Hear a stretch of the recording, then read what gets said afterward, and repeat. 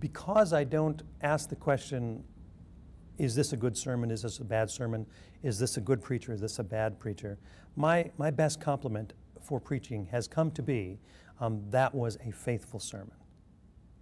And when I say that, what I mean is that the preacher is attending to the things that the preacher can attend to and is responsible for. If we're not responsible for the Holy Spirit being a part of our work, if we're not responsible for its effectiveness ultimately, then what can we be responsible for? We can be responsible to do 5 things. We can be responsible in our work with the text.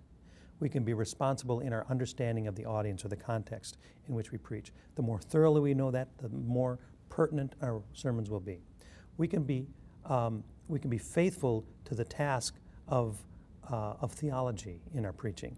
We spend a lot of time learning, reading theology, and this is the place where it needs to come forward. And especially with regard to theology, and this is highly essential.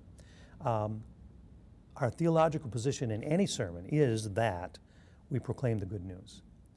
Every sermon should contain the good news. I have a friend from South Africa who puts it this way. The night before you preach, read through your sermon. If it does not contain the good news, tear it up, throw it away. Don't waste anyone's time if you're going to stand up and simply deliver the law to them. If you don't follow it with the good news, you're not going to be effective. The 4th thing is engagement with the mind of the listener. It needs to be clear. People need to know what you're talking about. They need to be able to follow. And then the 5th thing is engagement with the heart of the listener. That's where the poetry, the art comes in.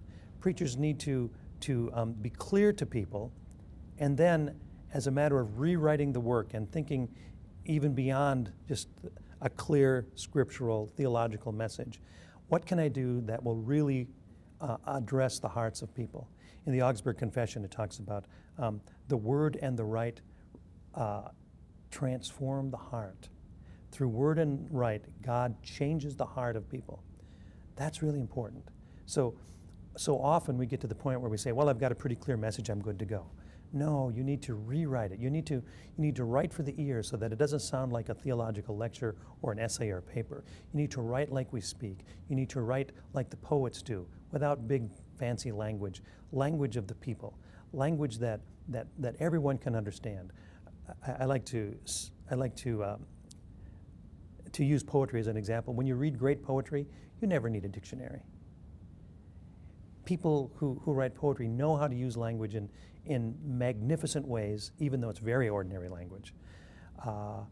And that's the process of engaging the heart, reaching beyond the mind into the heart so that God has a chance to reach deeply into that soul-deep level of faith and affect a transformation there. So those 5 things. If you're faithful in those 5 things, how can you miss?